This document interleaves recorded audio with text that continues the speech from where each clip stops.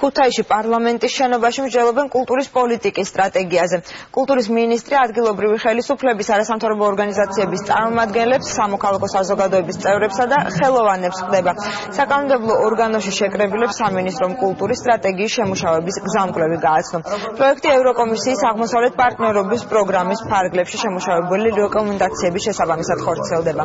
მიხეილ გიორგაძე მსგავს შეხვედრებს საქართველოს სხვა რეგიონებშიც განაგრძობს.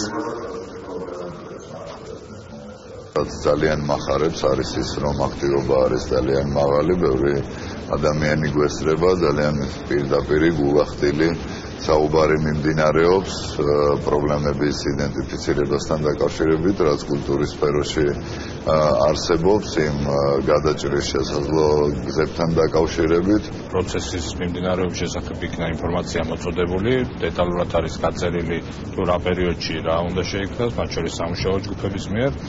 ეს ძალიან მნიშვნელოვანი, როგორც ჩვენი ქალაქისადმი მთლიანად ქვეყნისთვის, იმიტომ რომ ჩვენ რითაც ვამაყობთ, ესაა ეს კულტურა, ესაა ეს ტრადიციები და ესაა ის სიძველეები, მათ შორის ჩვენ ქალაქში, რომლის სანახავად ტურისტი ჩამოდის და სადაც ძირითადად ჩვენ ვახდენთ ამ ყველაფრის ექსპორტს.